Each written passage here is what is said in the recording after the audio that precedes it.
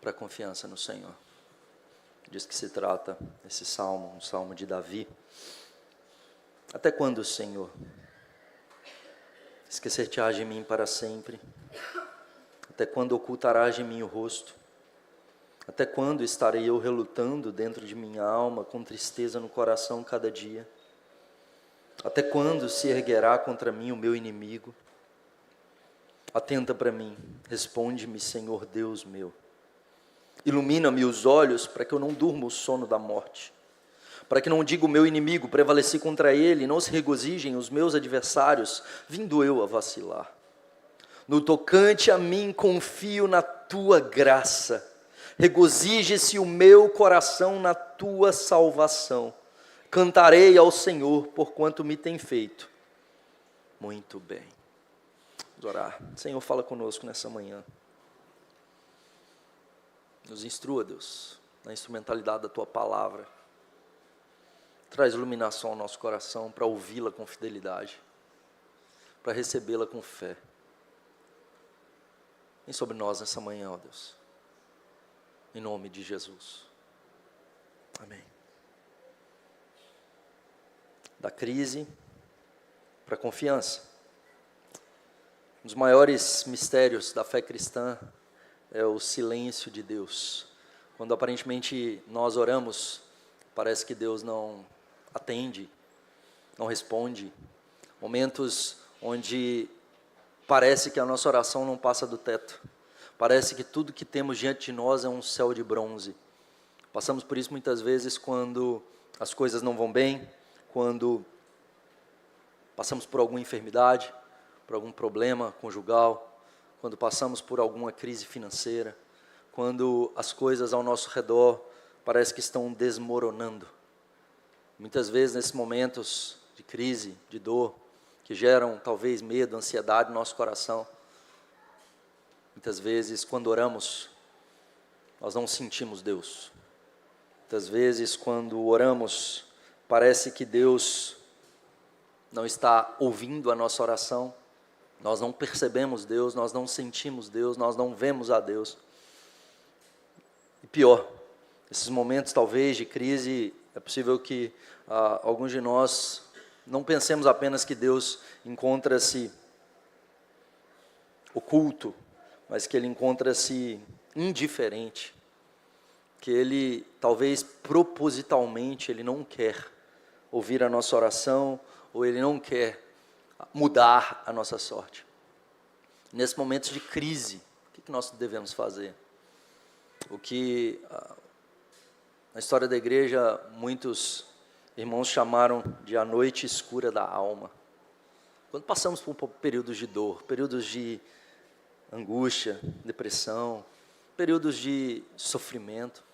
Quando a gente olha para a Escritura Sagrada, nós podemos ver momentos de sofrimento na vida do povo de Deus, momentos de angústia e de crise na vida do povo de Deus, momentos onde sim, Deus responde à oração e opera miraculosamente, Ele faz milagres no meio do povo de Deus, mas há momentos onde Deus não responde, Ele não atende e Ele não traz libertação, Ele não traz cura.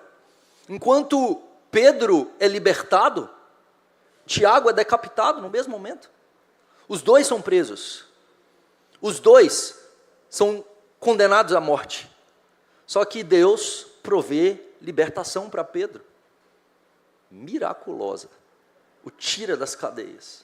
Os guardas que o prendiam foram mortos por causa disso. Mas Deus não libertou Tiago.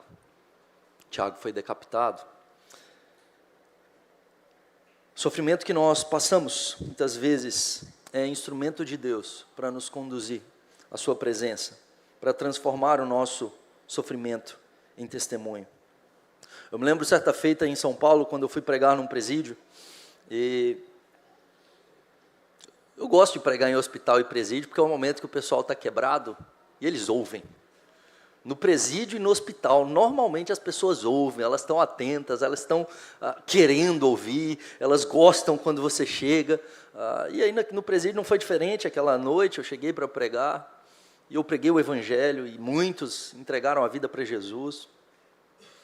E terminou aquele culto, e um dos presos, ele veio conversar comigo, com lágrimas nos olhos, um coração quebrantado, e ele vem me contar um pouco da sua história. Ele disse, eu estou preso essa semana, eu estou preso aqui, pastor, por uma semana, porque eu não paguei a pensão alimentícia. Mas ele me dizia, mas eu estou preso por causa disso, mas era para eu estar preso por outras coisas. Eu tenho vivido uma vida terrível, eu tenho vivido uma vida distante do Senhor. E quando eu vim para cá e passei essa semana aqui, o que eu considerei talvez o pior momento da minha vida, hoje eu tive o melhor momento da minha vida, ele disse. Eu passando pelo momento mais duro da minha história, que me trouxe angústia, que me trouxe sofrimento, que gerou em mim a quebra do meu orgulho, eu pude encontrar Jesus hoje. O que foi motivo de lágrimas, desespero, dor, decepção, tornou-se o maior tesouro da vida dele. Ele teve um encontro com Cristo, mesmo preso, ele foi liberto. Quando a gente olha para a vida de Paulo, mesmo preso, ele escreve as epístolas de Efésios, Filipenses, Colossenses, Filemon. 2 Timóteo ele escreve na sua segunda prisão. John Bunyan, ele permanece 14 anos preso, e talvez o segundo livro mais lido na história aí do cristianismo, depois da Escritura, é o clássico que ele escreveu na prisão, O Peregrino, um livro, um dos mais vendidos no mundo. Muitas vezes nós olhamos os grandes momentos da Escritura, mas nós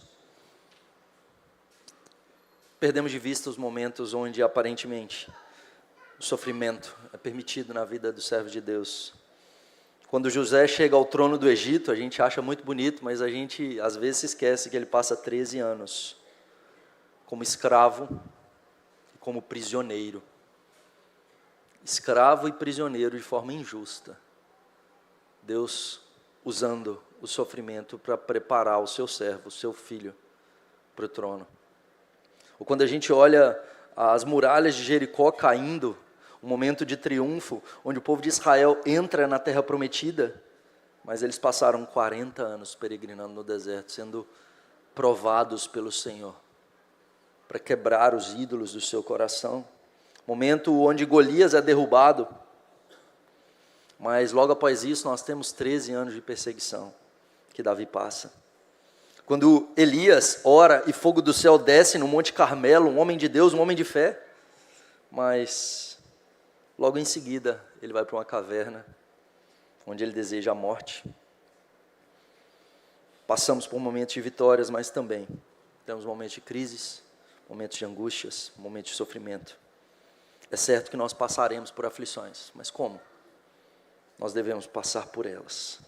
Então nós estamos aqui diante do Salmo 13, que nos explica e nos ensina. Salmo 13 é um salmo de lamento. Há muitos salmos de lamento na Bíblia. Os salmos nos ensinam a orar, queridos. Aprenda a orar os salmos. Quando você não tiver uma oração, quando te faltarem palavras, vá para os salmos, ora isso diante do Senhor.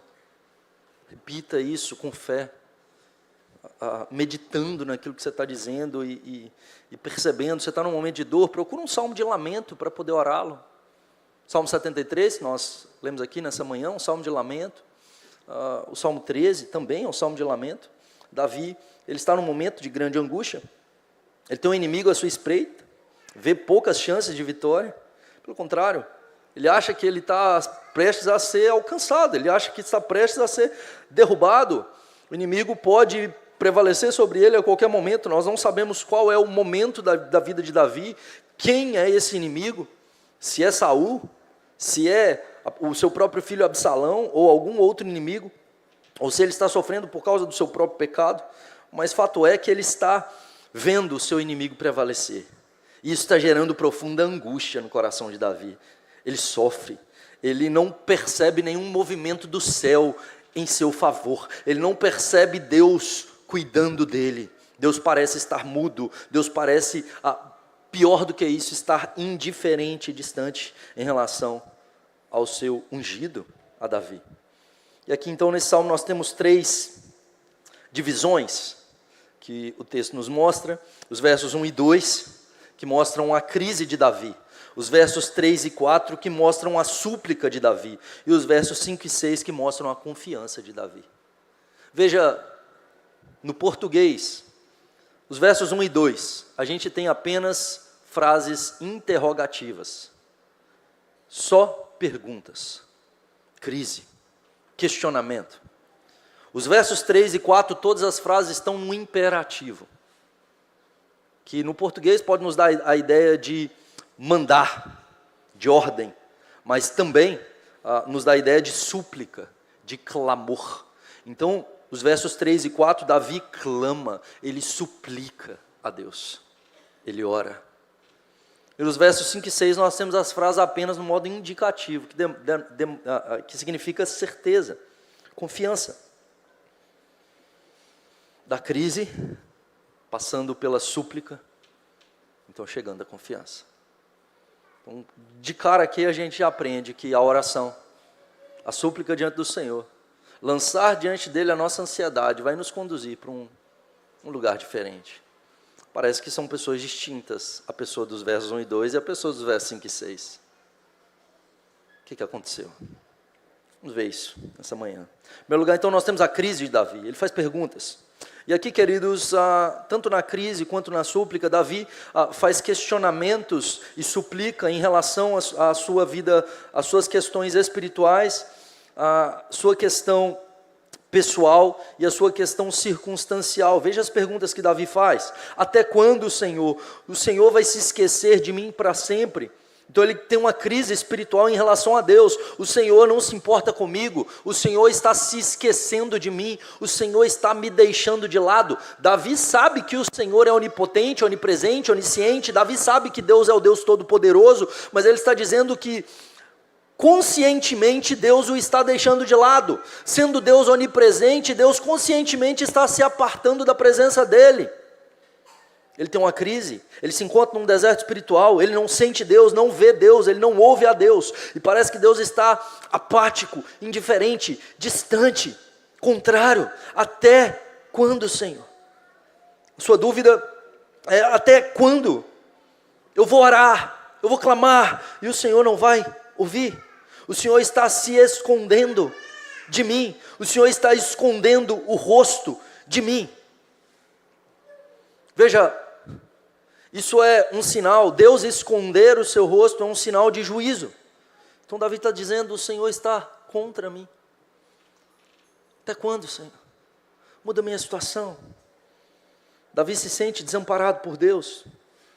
Davi se sente nesse deserto, parece que no momento que ele mais está precisando, Deus está faltando. Muitas vezes nós questionamos a Deus. Quando perdemos um emprego, quando perdemos um bebê, quando não prosperamos, quando passamos por crises financeiras, o porquê de não ser curado, o luto, a morte de pessoas a quem amamos. Quando olhamos para o sofrimento ao nosso redor, é possível vermos pessoas passando por fome, necessidade, pessoas ao nosso redor que estão em profunda depressão, pessoas ao nosso redor que estão passando por momentos de grave crise. Onde está o Senhor? Deus, será que o Senhor não vê a fome na África? Deus, será que o Senhor não vê a guerra em Israel e na Palestina, na Rússia e na Ucrânia? Deus, será que o Senhor não vê a crise moral que nós temos vivido? Será que o Senhor não vê o sofrimento pelo qual eu tenho passado, a perseguição pela qual eu tenho passado, as injustiças pelas quais eu tenho passado? Deus, será que o Senhor não vê? Muitas vezes nós questionamos: onde está o Senhor? Entenda, querido, Deus não se esquece, Deus não se oculta, Deus não está distante. Muitas vezes nós perdemos a percepção de onde Deus está e do que o Senhor está fazendo, não porque Ele não esteja presente, ou não porque Ele não esteja fazendo, mas é porque nós estamos com os nossos olhos na direção errada. Nós estamos com a nossa percepção afetada pelas circunstâncias, anuviada pelas ondas e pelo mar e pelos ventos. E parece que Deus está no barco dormindo. e parece que Ele não se importa. Entretanto, Deus está no controle da história, os seus propósitos se cumprirão. Seu plano é perfeito e culminará na sua glória. Deus se esconde. Isaías 45:15, o profeta diz: verdadeiramente tu és Deus misterioso, ó Deus de Israel, ó Salvador. A palavra misterioso ali em Isaías 45 é a palavra, a mesma usada por Davi aqui no Salmo 13, hebraica, a palavra satar, para ocultar o rosto, ou seja, Deus está se escondendo o seu rosto de mim. E Isaías 45:15 diz que Deus é um Deus que se esconde, é um Deus misterioso. A teologia usa o termo Deus abscôndito para explicar essa característica de Deus, ou seja, Ele se esconde. Mas por que Deus se esconde? Não com o intuito de se ausentar, mas com o intuito de ser buscado. Ele vai dizer: buscar-me-eis e me encontrareis quando me buscardes de todo o vosso coração. Pedi e dá-se-vos-á, buscai e encontrareis, batei e abri-se-vos-á. Quando meus filhos eram mais novos, hoje eles já me passaram alguns sustos. De vez em quando a gente brinca de pique-esconde em casa. Nosso apartamento não é tão grande, mas eles conseguem se esconder nos lugares complicados às vezes de achar. Teve vezes que eu achei que Davi tinha saído de casa. Falei, pronto, cadê o menino, né? Mas quando eles eram mais novos, era mais fácil brincar de pique-esconde com eles. Eu não consigo me esconder em casa mais para eles, porque hoje eles já... Então, o máximo que eu consigo, porque eu sou grande, né, atrás da cortina. Mas eles logo vão me encontrar. Quando eles eram mais novos, eles não encontravam, então eu precisava de ajudar. Então, não me escondia tão difícil assim. Mas eu estava me escondendo. Qual que era a minha alegria? Quando eles me encontravam. Então, quando eu me escondia e quando eles me encontravam, então, a criança, ela dá aquele sorriso, dá aquele abraço gostoso. O que Deus quer de mim e de você é que nós o busquemos de todo o nosso coração. Deus deseja ser encontrado por mim e por você. E por isso Ele permite que nós passemos por esse momento onde aparentemente Ele está escondido. Mas o propósito de Deus é que nós o busquemos e nós o encontremos. Davi o buscou e Davi o encontrou, querido. E talvez nesse momento de crise, de dor, de angústia, de sofrimento, de ansiedade, o que nós precisamos fazer é parar de olhar para a circunstância e olharmos para o Senhor. E o buscarmos de todo o nosso coração. Davi tem uma crise em relação ao pessoal. Ele diz: até quando estarei eu relutando dentro de minha alma, com tristeza no coração cada dia? Davi diz que ele está angustiado, ele está sofrendo, ele está em depressão, relutando. Diz o texto que a palavra relutando é uma revolta interna, uma desobediência. A ideia aqui é que ele está em rebeldia contra o Senhor. Por que ele está obstinado em rebelião contra o Senhor? Porque ele não entende. Porque ele olha para as circunstâncias e ele deseja que Deus haja contra as circunstâncias, e por isso ele se ressente contra o Senhor. E esse ressentimento contra o Senhor o leva à tristeza. Tristeza no coração cada dia. Então, por que Davi está angustiado aqui? Ele encontra-se angustiado por conta desse ressentimento. Deus, onde está o Senhor? Deus, por que o Senhor não age? Muitas vezes nós nos encontramos relutantes, ressentidos, angustiados. E às vezes a gente não verbaliza isso. A gente está ressentido contra Deus, mas não verbalizamos, não fazemos como Davi. E por isso muitas vezes não somos curados. A gente acha que Deus não aguenta. A gente virar para Ele e falar: Senhor, eu estou bravo. Deus, por que o Senhor está permitindo isso? Eu não entendo. Deus consegue lidar, querido, com as nossas crises. E Deus deseja, inclusive, que nós lancemos diante dEle as nossas ansiedades. Como Davi. Davi não está falando verdade aqui não. Deus não está escondendo o rosto dele. Deus não está ocultando e distante dele. Davi, ele tem essa percepção. Mas quando ele fala isso, quando ele suplica, ele tem a oportunidade do Senhor agora tratar o seu coração, mudar o seu coração, tirar os olhos dele das circunstâncias e colocá-lo no Senhor. Ele está triste, ele está revoltado, ele está angustiado, tomado pela desesperança, pelo desespero, tomado pela angústia, porque ele não consegue perceber que Deus é bom. Ele não consegue perceber que Deus está cuidando. Na verdade, Deus está indiferente. Na verdade, parece que Deus não me ama. Querido, por isso ele está angustiado. E talvez alguns estejam passando por situações como essa. Relutantes. Um turbilhão dentro. E quando muitas vezes a gente está com esse turbilhão, uma alma relutante, inquieta. Quando muitas vezes a gente olha para as circunstâncias e não vê uma mudança. E isso vai gerando uma revolta no nosso coração contra as circunstâncias, mas em última instância contra o próprio Deus, porque se a gente diz que Ele é soberano, por que Ele está permitindo isso? E isso então gera a tristeza, gera o abatimento, gera a paralisação, gera o sofrimento. E Davi questiona o Senhor: até quando, Senhor, isso vai acontecer dentro de mim? E circunstancial: até quando se erguerá contra mim o meu inimigo? Até quando, Senhor, essa situação dentro de mim vai estar sendo extremamente difícil? E quando essa situação fora de mim, ao meu redor, vai continuar? Até quando, Senhor?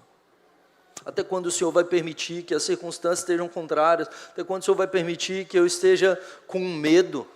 O inimigo se levanta contra mim e eu sou tomado pelo medo, porque eu não sei que horas pode ser que ele chegue e me mate. Até quando, Senhor? E talvez você tenha essa pergunta para o Senhor: até quando, Deus, eu vou ficar sofrendo aqui na minha vida financeira? Até quando, Senhor? Eu vou ficar sofrendo aqui no meu casamento? Até quando, Senhor, eu vou ficar sofrendo aqui nessas questões que eu não tenho controle e eu sou tomado pelo medo? Até quando? E Davi suplica. Depois de questionar, ele ora.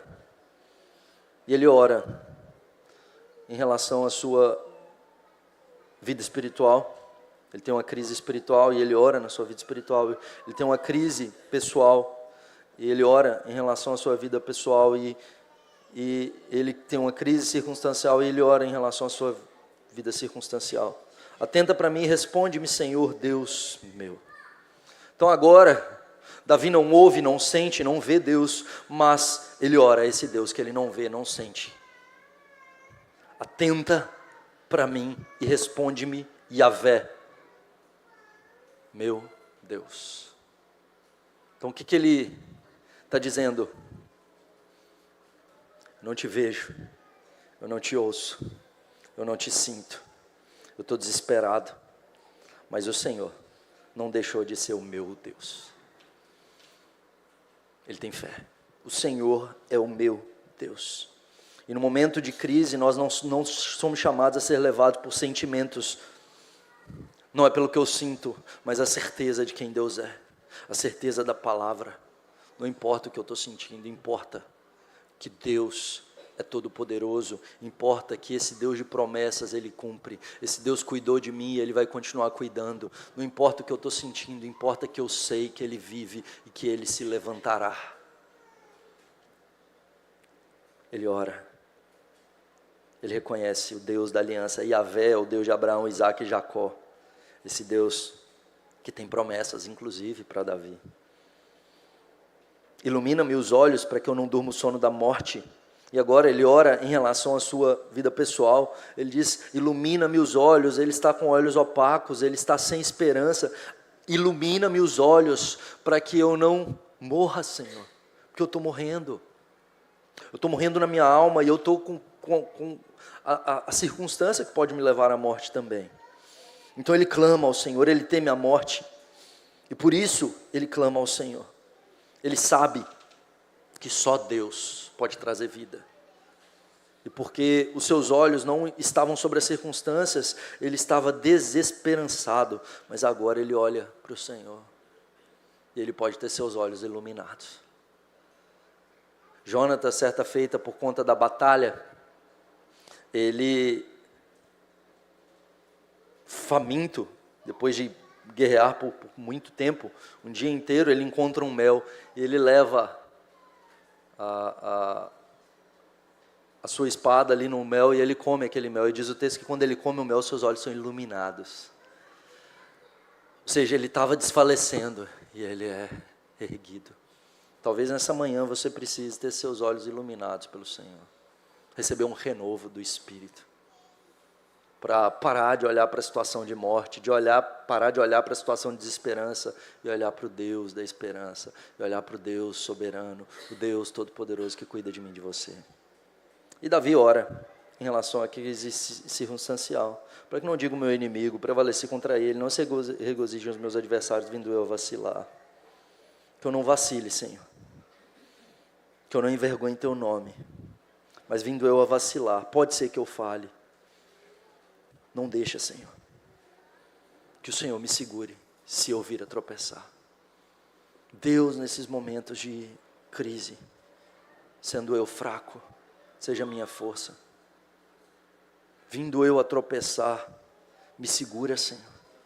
Davi confia no Senhor, e agora, a sua dúvida, ela caminha para a certeza, porque agora ele olha para o seu Deus, agora ele reconhece, Deus, o Senhor me segure, Deus, o Senhor me guarde. E agora nós chegamos no terceiro momento, a confiança de Davi. Leia comigo os versos 5 e 6. No tocante a mim, confio na tua graça, regozije-se o meu coração na tua salvação, cantarei ao Senhor porquanto me tem feito muito bem. Você falou, não, Deus tem me feito muito bem? Ele acabou de dizer que Deus estava longe dele, escondendo o rosto dele, que Deus estava indiferente, e agora ele está dizendo, Senhor, a sua graça me basta, Senhor, eu confio na tua graça, eu não tenho mais dúvida, Senhor, eu não tenho mais crise, quanto a mim, eu confio na tua graça, e meu coração se alegra na tua salvação. Cadê aquele homem que estava em lágrimas, dia e noite, com tristeza no coração? Agora ele diz, o meu coração se alegra, Senhor. E veja, a confiança de Davi, nos versos 5 e 6, está relacionada à questão espiritual e pessoal. Não temos nenhuma afirmação em relação às circunstâncias ou ao inimigo, porque a circunstância não importa mais, as circunstâncias não mudaram, o inimigo continua à espreita, a oração é a mesma, o inimigo continua desejando a morte de Davi, mas Davi não está mais com medo, porque ele não está olhando mais para o tamanho do inimigo, para a crise, para a circunstância, ele olha para o tamanho da graça, e tudo fica pequeno.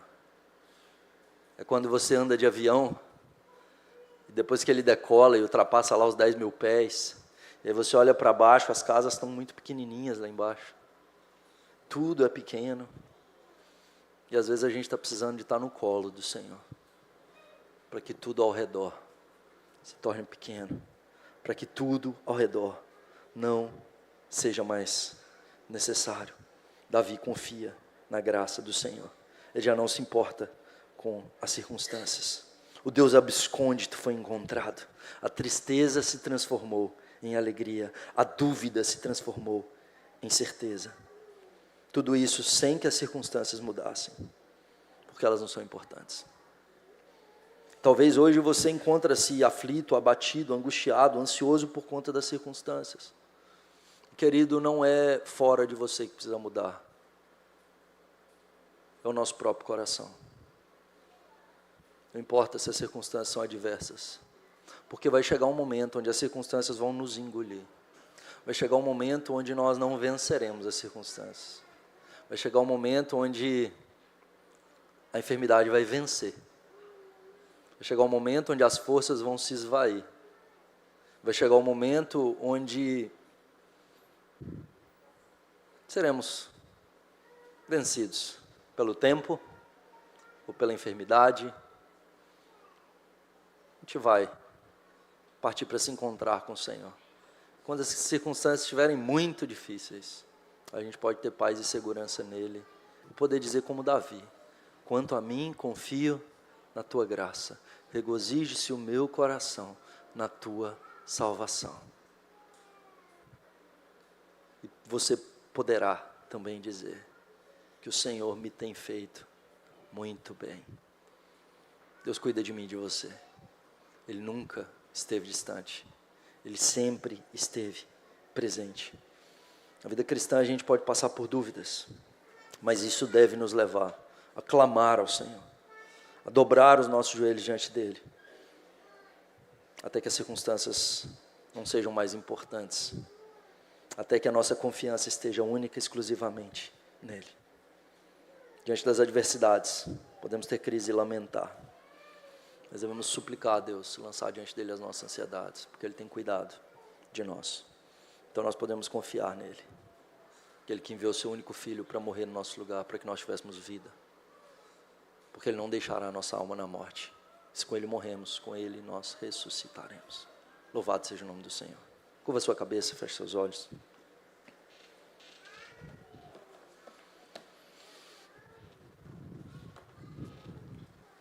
Vamos colocar de pé, queridos.